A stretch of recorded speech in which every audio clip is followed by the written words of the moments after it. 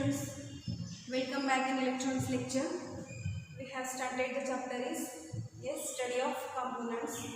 In this chapter we had studied all the components which are the basic components in the electronics.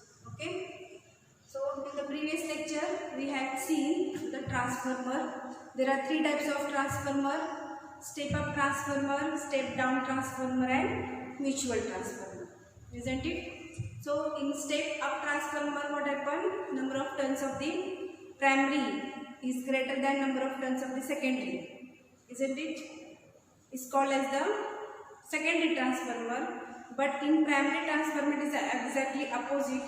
Means I have drawn the diagram also. These are called number of turns of the primary, and these are called the number of turns of the secondary. These are what number of turns? How many number of turns is the coil?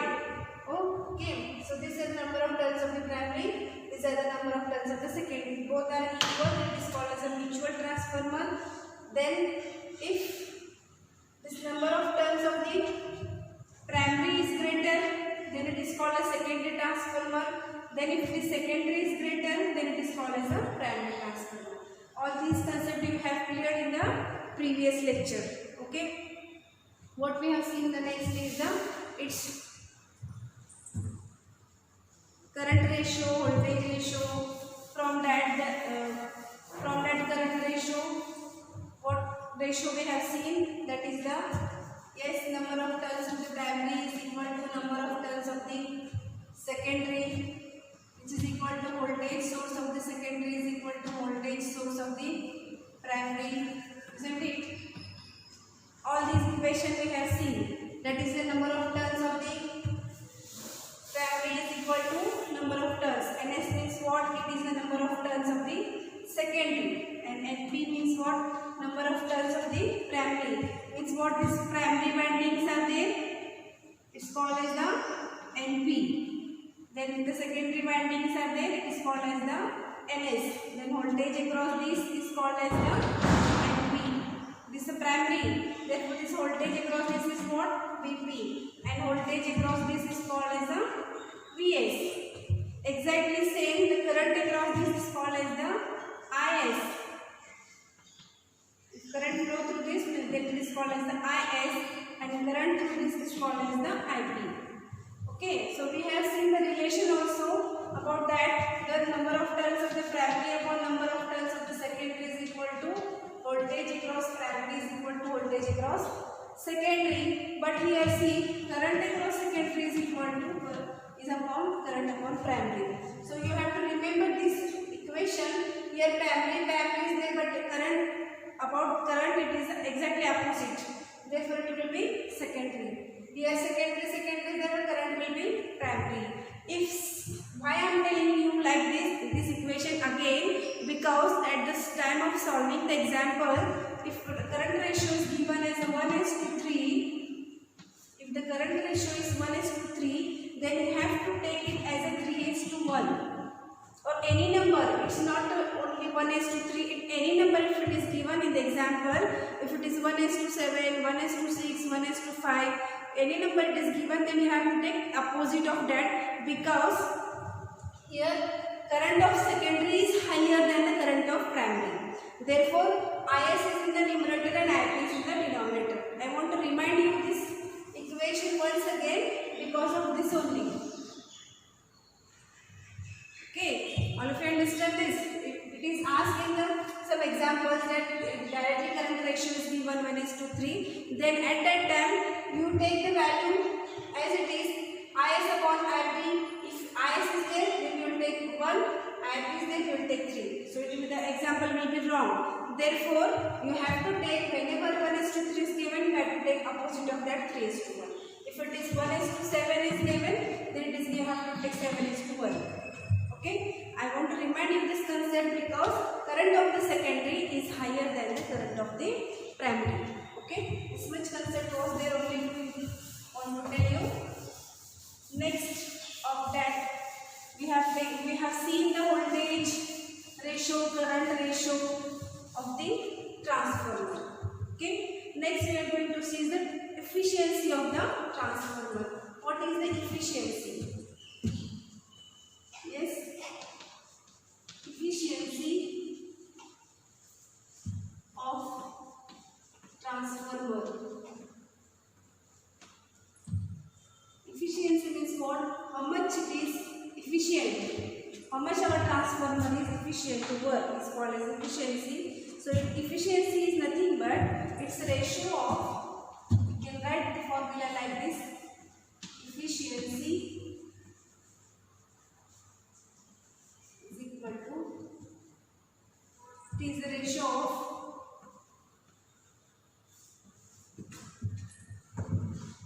of power out divided by power in into 100%.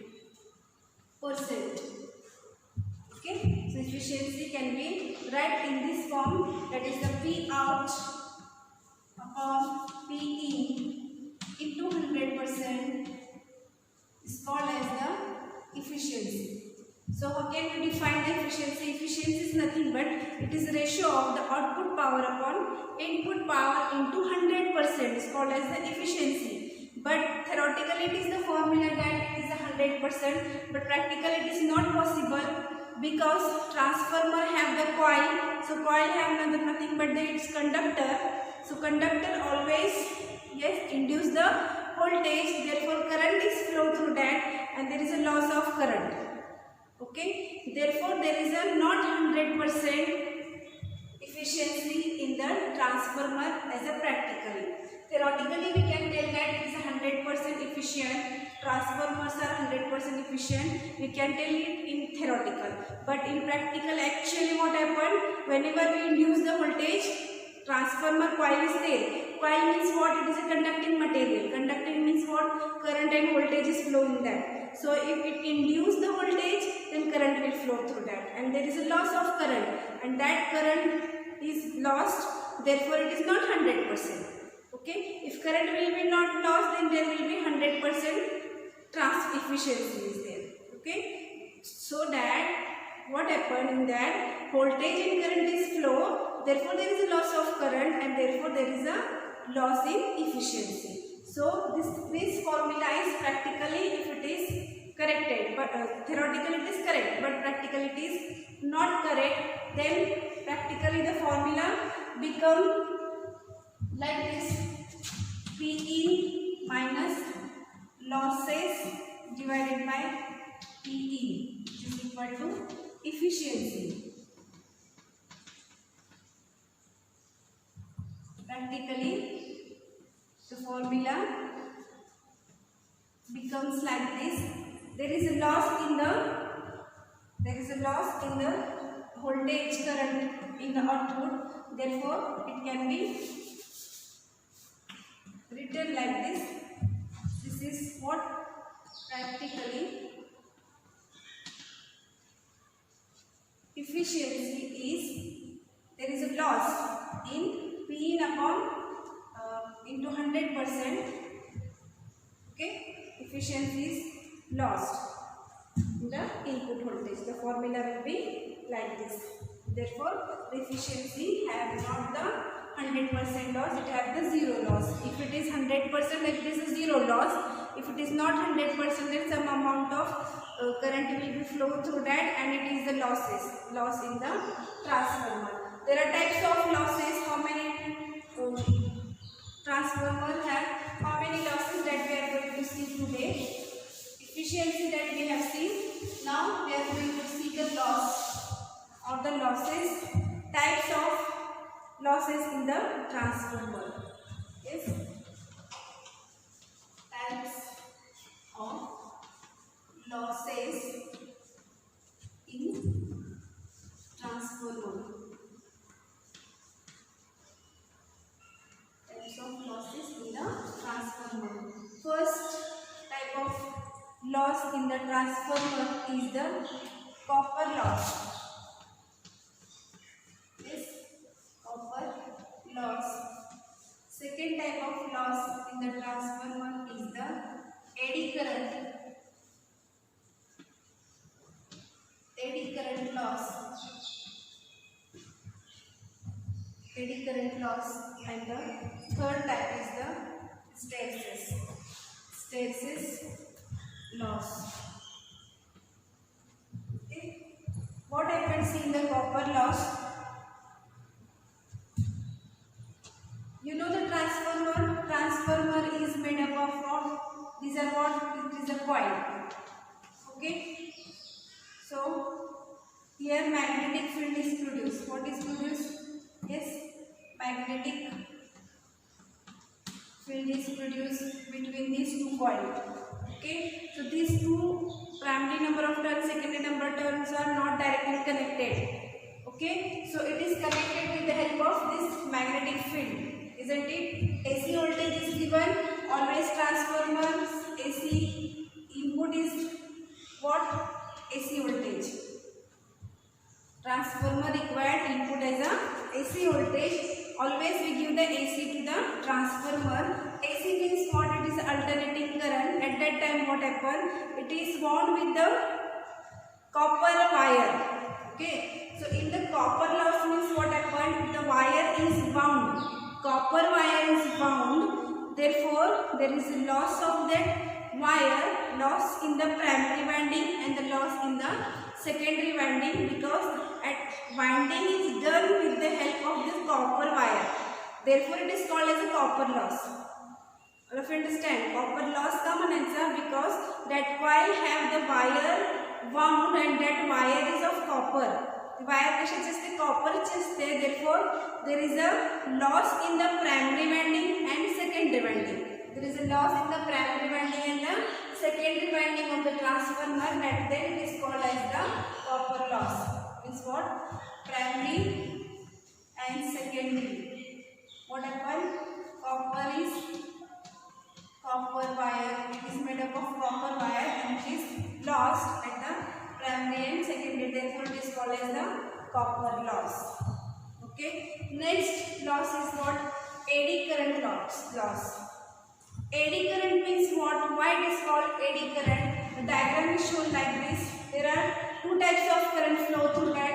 Eddy current flux is prepared and applied current is there. So these two current are exactly opposite of each other. Therefore there is a loss of current. Means what? Whenever AC signal is given, here AC signal is given, and when AC signal is given to the transformer, it induces the voltage when power is given. Okay. When it is induced the voltage means what? Current will pass through that. When current will pass through that, at that time that current will be exactly opposite of that what? Eddy current. Because the path of the eddy current is in opposite direction and applied current is in opposite direction. Therefore there is a loss of current at that time, and that loss of current is called as the eddy current. Okay. And this eddy current is occur because of the induced voltage in the transformer. Because of what? It induced the voltage. And current will flow through the circuit. Therefore it is opposite. Which is opposite? Yes, eddy current flow and applied current flow. These two are in opposite direction. This flow are in the opposite direction. Therefore there is a loss of current, and that current is called as the eddy current, which is shown in the diagram. Okay. This is what the coil. Okay. So this is the coil. Across this we can measure the eddy current. So this one dotted line is in this direction and one dotted line is in the downward direction. Both have the opposite direction. So one is what? Eddy current flux, and second is what? Applied current flux. So these are both in opposite direction. Therefore there is a loss of current, and that current is called as the eddy current. Okay. So this eddy current is due to induced voltage. All of you understand this? This is a very simple concept. Last is what? The hysteresis loss.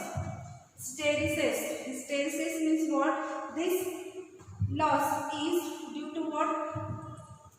Power is maximum power is there and maximum power loss. Hysteresis loss is also called as the maximum power loss, because what happens in the hysteresis law, whenever there is a power is applied, okay, this loss is caused due to the wastage of the power. It is occurred due to the wastage of power.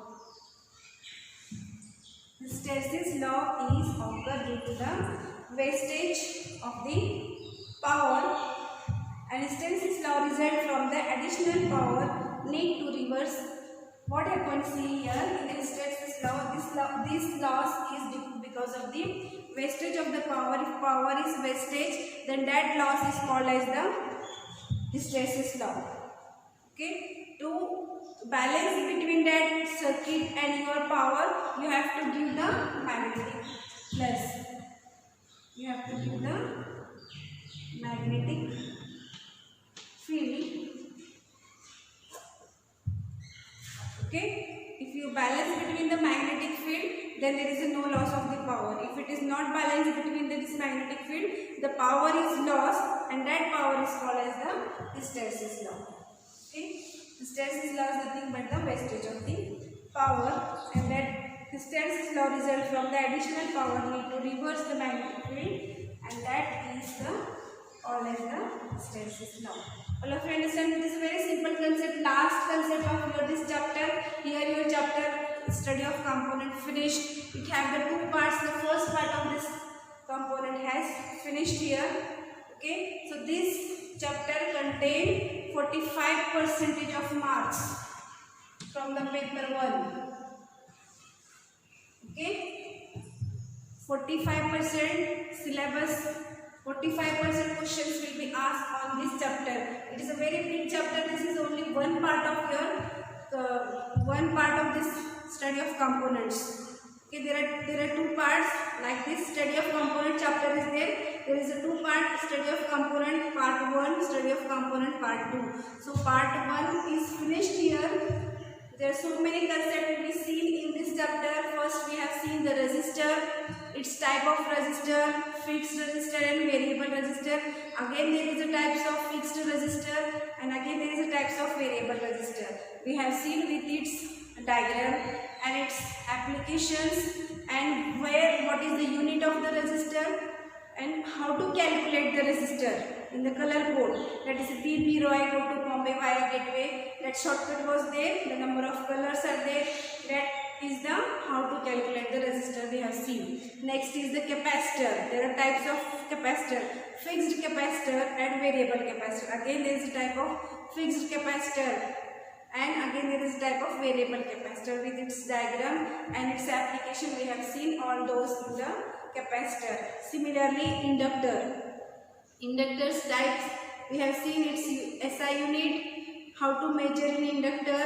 Then next we have seen the transformer. Transformer's types we have seen, and we have seen its ratio, voltage ratio, current ratio, and what is the formula. What is the series capacitor, parallel capacitor, that also we have seen, and the formulas for the transformer also we have seen. Okay, from that formula you can solve the examples that I have given you as a homework in the Zoom lecture. So this much part was remained of this chapter, that is the losses of the transformer. There are three types of losses. Before going to loss, we have seen the efficiency. Efficiency of transformer means what? Whatever output we are getting and whatever input we are giving is the ratio of the P out upon P in. Means output power upon input power, the ratio into 100% is called as the efficiency, and it is theoretically possible. Okay, 100% efficiency is possible only in the theory, but actually in practical it is not happened, because what happened, AC is always given to the transformer. AC means what? Alternating current. Whatever current comes from the MACB, that current we are giving to the transformer, and that current is not always the fixed current or fixed voltage. It is always in the variation form. Therefore what happens, the property of the coil is that it induces the voltage, therefore the current is flow, and when current is flow, that is a loss of current. Okay, so much loss of current is there, therefore it is not practically 100% possible. If it is 100%, there is a 0% loss.